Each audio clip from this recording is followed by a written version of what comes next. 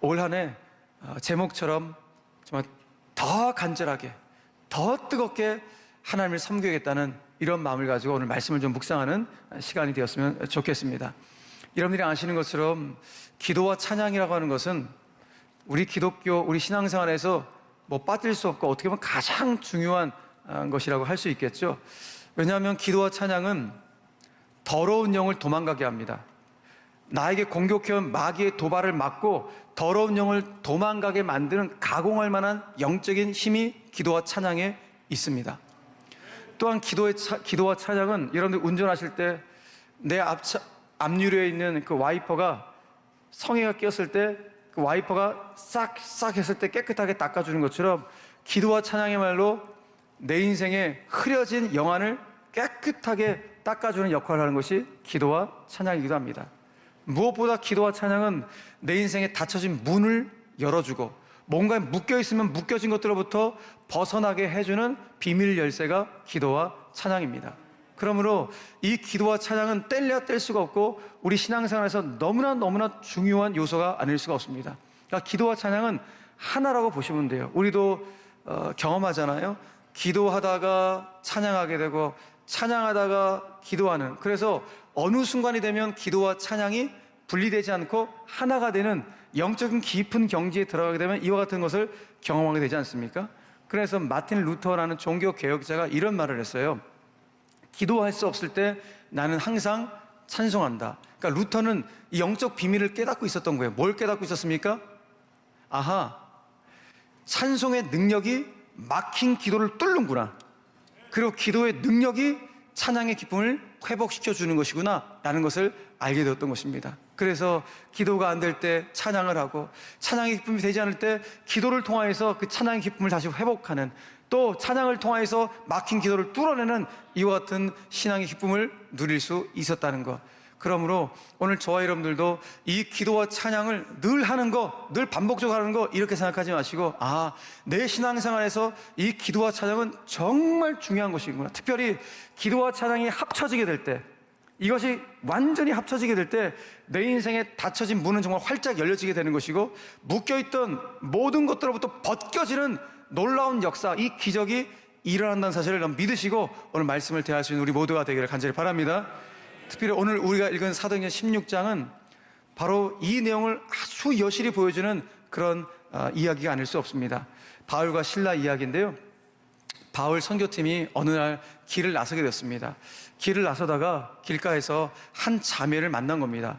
그 자매는 귀신 들린 자매였습니다. 특별히 이 자매는 귀신이 들려서 귀신의 힘으로 다른 사람들에게 점을 쳐줘서 그 점치는 비용, 돈을 받아서 생계를 유지하는 그런 자매였습니다. 그런데 이 자매가 참 비참했던 것은 무엇인가 하면은 점을 쳐서 일단 귀신에 덮여 있는 것 자체가 너무 비참하죠. 그런데 귀신의 힘을 빌어서 먹고 사는 거예요, 점 쳐갖고. 그런데 본인이 먹고 사는 것이 아니라 악독 고용주가 있어요. 누군가한테 고용되어서 그 점을 쳐서 돈을 벌어다 주는 소위 앵벌이 소녀가 이 소녀였습니다. 그러니까 사도 바울이 이 자매를 보고 너무너무 안타까운 거예요.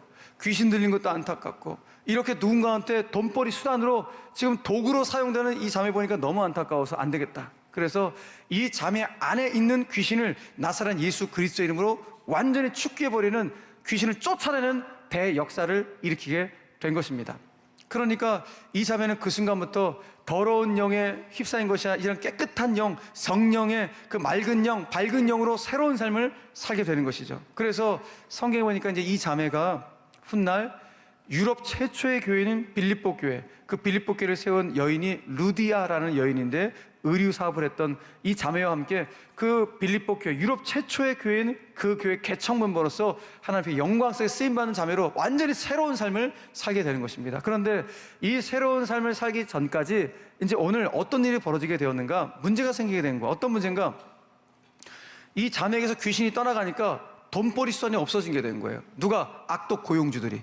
그 열이 받은 거예요. 그래서 자기들의 돈벌이 수단이었던 이 자매에서 귀신을 쫓아낸 이 바울과 실라를 시 당국에 고발을 한 것입니다. 근데 고발을 할 때 본인들의 돈줄이 막혀갖고 이 사람을 고발한다고 이거는 말하지 못하겠죠. 그러니까 뭔가 명분을 내세웠는데 이 바울 일행들이 지금 우리 빌립보 도시에 들어가갖고 완전히 이 도시 사람들을 어지럽게 만들고 뭐 회방하고 이런 상황 가운데 있습니다라는 정치적인 목적을 가지고서 오늘 바울과 실라를 고발합니다. 그러자 시 당국자들이 다른 거 보지 않고 그 상태로 현장에서 체포해버립니다. 체포해서 바로 감옥으로 감금해 버리는. 그런데 감금할 때 어떤 일이 벌어졌다는 거예요? 옷을 벗깁니다. 얼마나 모욕스럽습니까? 옷을 벗긴 상태에서 구타르가 시작됩니다. 엄청나게 두드려 맞습니다. 두드려 맞은 상태에서 그 빌립보 감옥에 갇혀지게 되는데 일반 죄수가 있는 곳이 아니라 오늘 성경 보니까 가장 깊은 감옥에 갇혔더라고 말씀하고 있어요. 가장 깊은 곳에. 그러니까 여러분, 바울과 실라는 엄청 두드려 맞은 상태에서 실신했겠죠. 실신한 상태에서 시간이 지나서 깨어나 보니까 본인들이 그 냉기가 가득한 감옥 바닥에 누워져 있는 것을 본인들이 확인하게 된 것입니다. 성경은 그때가 한밤중이라고 말을 합니다. 그러니까 바울과 실라는 절망의 밤을 만난 것이죠. 그들에게는 정말 절망의 한밤중을 만나게 된 것입니다. 그런데 오늘 이 절망의 한밤중을 만났던 바울과 실라가 가장 먼저 선택한 것이 무엇이었는가를 성경이 보여주고 있는 것입니다. 그것이 오늘 25절 말씀인데 25절 말씀을 같이 한번 읽겠습니다. 시작.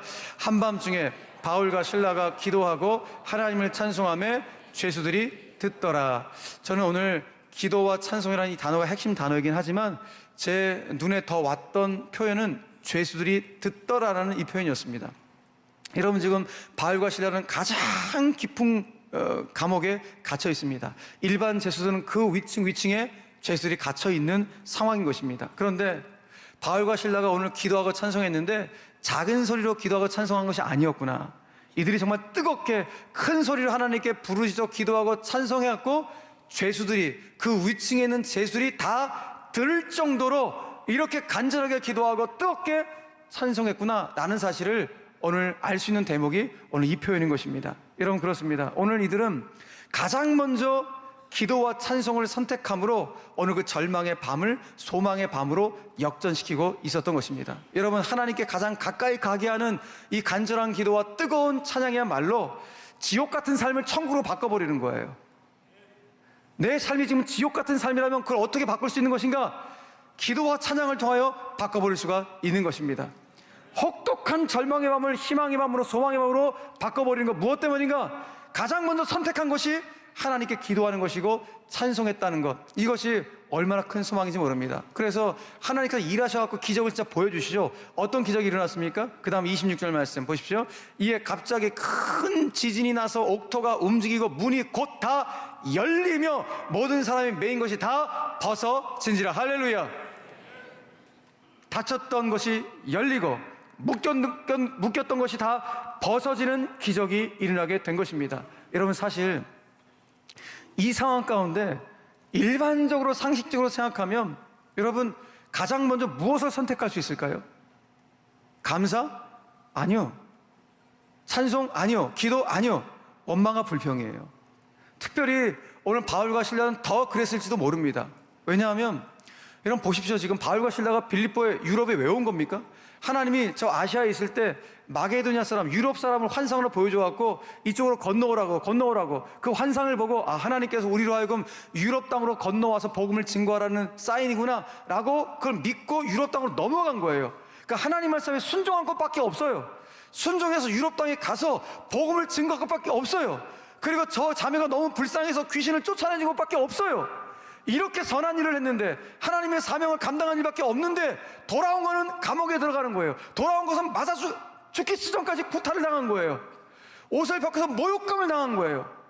그러니 이런 상황 가운데 가장 먼저 선택할 수 있는 것은 원망, 불평, 너무 당연한 거 아닌가 그런 생각이 듭니다. 그런데 오늘 이들은 가장 먼저 선택한 것이 기도요, 찬송했다는 거예요. 이게 사실 믿음이 약한 저의 입장에서는 이해가 되지 않는 거예요. 어떻게 이런 상황 가운데 기도가 먼저고 찬송이 먼저일 수 있을까? 바울은 믿었던 것이죠. 뭘 믿었을까? 지금까지 나와 함께 하신 그 하나님은 반드시 앞으로 나와 함께 하실 것이라는 사실을 믿었기 때문이고, 무엇보다도 내가 정말 이해할 수 없고 납득할 수 없는 상황 가운데 내가 처해 있지만 분명히 하나님의 원대한 계획이 이 이해할 수 없는 상황 가운데 분명히 있을 것이라는 하나님을 향한 신뢰가 그에게 있었기 때문에 오늘 그는 가장 먼저 기도와 찬양으로 하나님께 반응하고 있었던 것입니다. 사랑하는 여러분, 인생 살아가면서 우리들도 때때로 이해할 수 없고 납득할 수 없는 바울과 실라의 처지를 만날 수 있겠죠. 어쩌면 오늘 그 상황 가운데, 그 처지 가운데 있는 분들이 계실지 모르겠습니다. 여러분, 그때 너무 답답하죠. 너무 막막해갖고 한숨밖에 나오지 않은 그런 상황 지날 때가 얼마나 많은지 모릅니다. 오늘 바울과 실라가 구타를 당해갖고 정신을 잃어버린 거 아니겠습니까? 우리도 어떤 어려운 순간 만나갖고 정신을 잃어버릴 때가 있을 거예요. 이게 도대체 무슨 일인가? 헷갈리고 정말 이해가 되지 않는 그 상황 가운데 정신이 혼미해진 상황 가운데 있을 거예요. 그러나 오늘 바울과 실라가 정신을 차리고 나서 가장 먼저 반응했던 것이 하나님 앞에 서서 기도하고 찬송했던 것처럼 우리들도 정말 이해할 수 없는 상황 가운데 있을지라도 내가 정신을 차린다면 그 순간 내 인생의 문을 열고 묶여진 것을 벗어나게 하는 가장 강력한 힘인 기도와 찬송의 자리로 내가 서야지 라는 이 믿음의 고백이 저 여러분들 가운데 한 해를 출발하면서 다시 한번 자리 잡게 되기를 간절히 바랍니다. 쉽지는 않을 거예요. 그러나 여러분, 의지적으로라도 우리는 불평과 원망을 먼저 선택하기 전에 하나님, 내가 주님을 찬송하고 싶습니다. 어떤 상황 가운데 내가 주님을 찬송하고 싶습니다. 여러분, 만약에 내가 소원하는 일들, 내가 계획하는 일들이 다 이루어지고 난 다음에 내가 주님을 찬양하겠다고 한다면 일평생 찬양할 길이 없습니다. 여러분, 성경 우리에게 말합니다.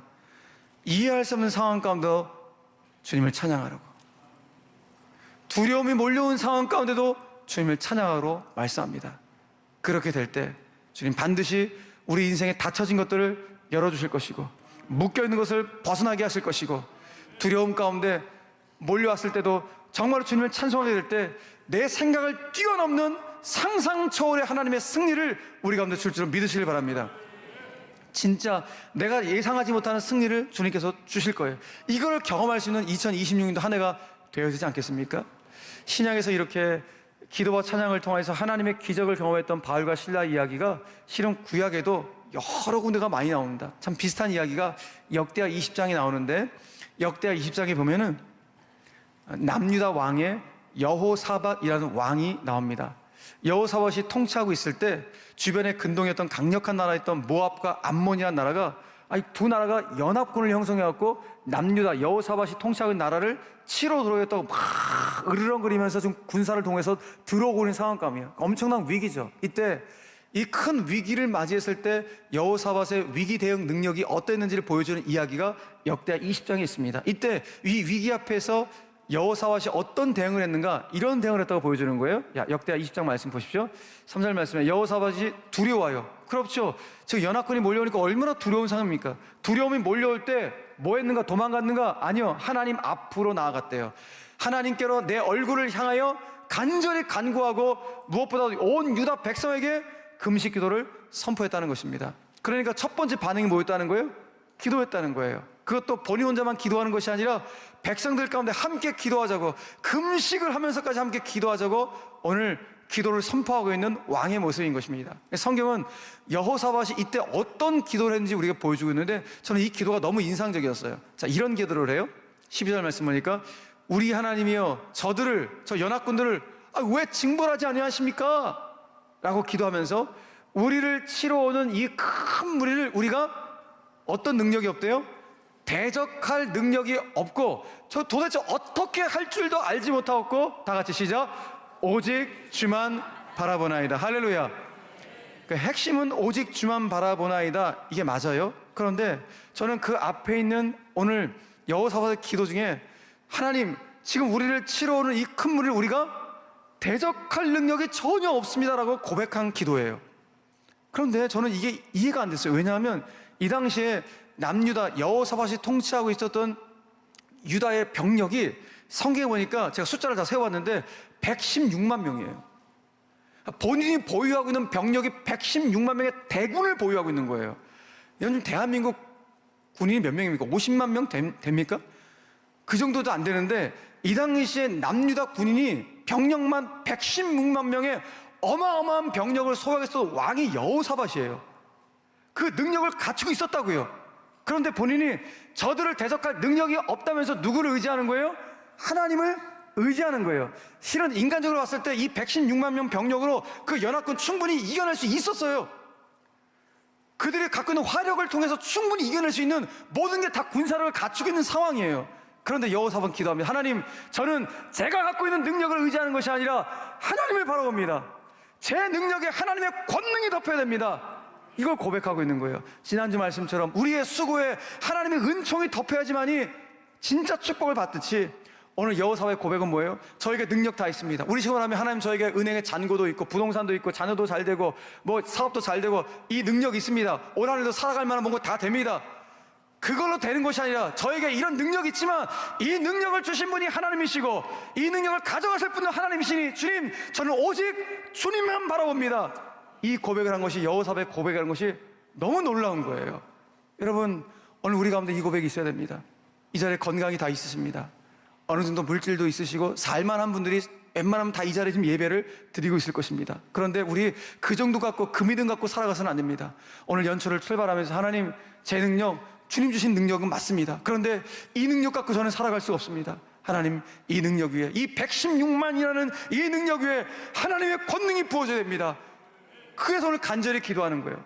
그래서 오늘 하나님께서 여호사밧 기도를요 너무 기쁘게 받으시는 거예요. 야, 얘가 이렇게 충분히 싸울 만한 능력들이 다 있음에도 불구하고 나를 의지하는구나, 나만 바라보겠다고 오늘 나에게 기도하구나. 이거 너무 기쁘셔갖고 하나님께서 한 사람을 여호사밧 왕에게 보내셔갖고 당신의 말씀을 전하셨어요. 어떤 말씀을 전하셨는가? 자, 이렇게 말씀하시는 거예요.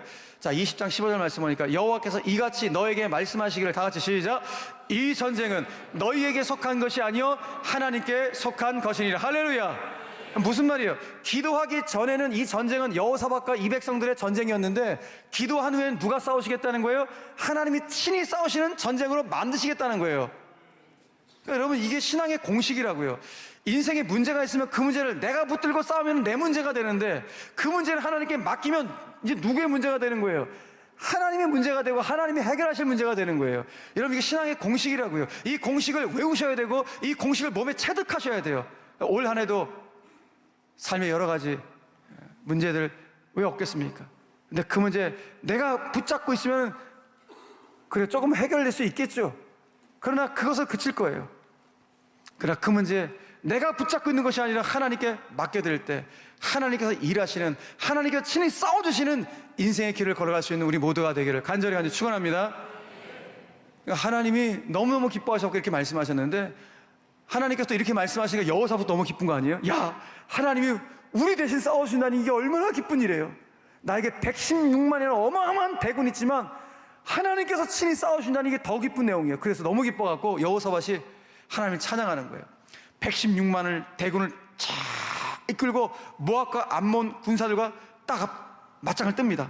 그런데 가장 맨 앞에 강력한 무기를 든 또 훈련된 정예병들이 맨 앞에 쫙 쓴 거 아니겠습니까? 그런데 더 중요한 거, 이렇게 훈련된 정예병들이 맨 앞에 섰는데 그 정예병들 앞에 누구를 세웠는가? 여러분들을 세우셨어요. 찬양대원들을 세웠어요. 예.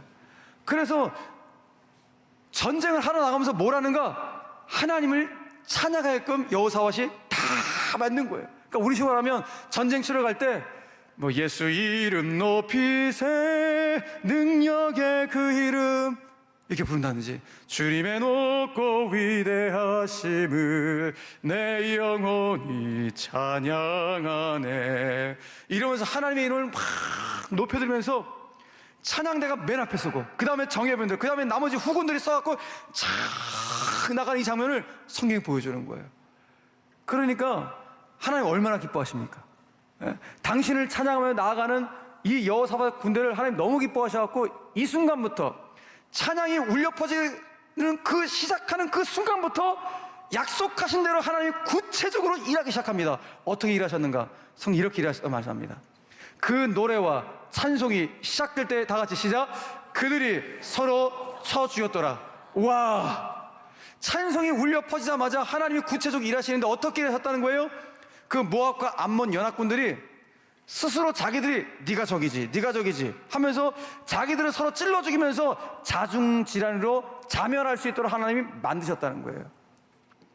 그러니까 싸우지도 않고 그저 찬양만 했는데 하나님이 친히 싸우시고 말미암아 그 전쟁에서 대승을 거두는 엄청난 역사가 일어나게 되었습니다. 그래서 여호사밧과 이 백성들이 너무 기뻐갖고, 야, 이것은 우리가 예배를 통해서, 찬양을 통해서 이긴 승리지. 그래서 그들이 싸운 바로 그곳의 자리를 브라가 골짜기, 벨리 오브 베라카, 브라가 골짜기라고 선포를 합니다.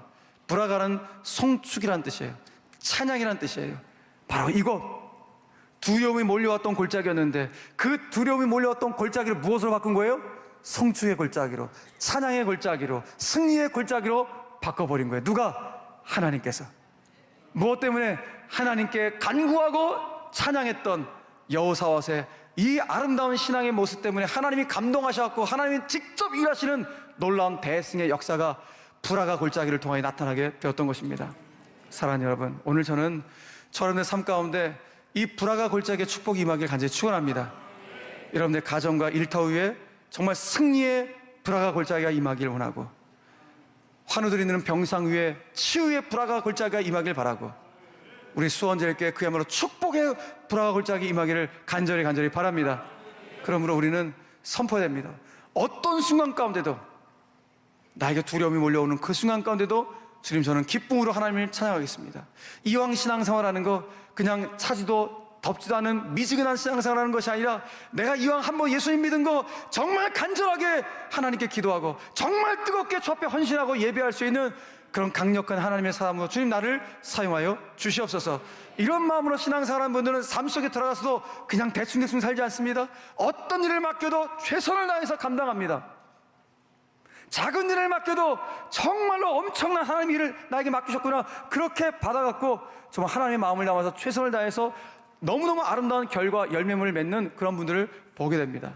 여러분, 오늘 한 해를 출발하면서 우리 결단합시다. 주님, 제가 주님과의 신앙의 교제를 하는 이 신앙의 여정 가운데, 그래도 제가 예수 믿는 사람인데 그래도 좀 더 간절하게, 좀 더 뜨겁게 이 믿음의 길을 걷게 하시고, 저의 삶의 자리에도 저에게 주신 건강을 가지고 모든 것을 가지고 좀 더 뜨겁게, 좀 더 열심히 그 일을 감당할 수 있도록 주여 새 힘과 새 능력을 공급하여 주시옵소서.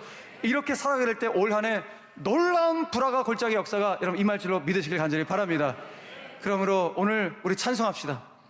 어떤 상황 가운데도 기도하고 찬송하겠다고 고백합시다. 특별히 올 한 해 삶이 고단하고 어려울 때 더욱 간절하게 찬송하고 기도하십시오.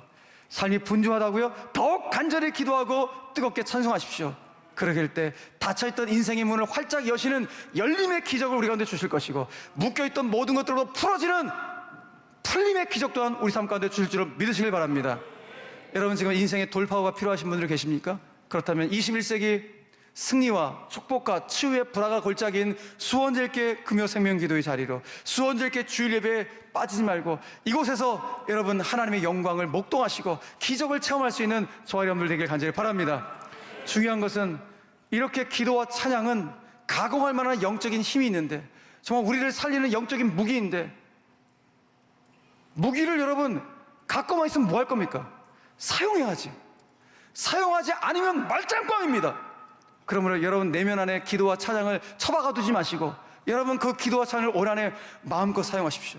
더욱 간절하게 사용하시고 더욱 뜨겁게 사용하셔서 이 브라가의 골짜기를 경험하는 말미암아 하나님께서 나를 위해서 예비해 놓으신 열림과 풀림의 기적이 우리 모든 성도들의 올 한 해 꼭 인생길 가운데 펼쳐지게 되기를 주 예수 그리스도의 이름으로 간절히 축원합니다.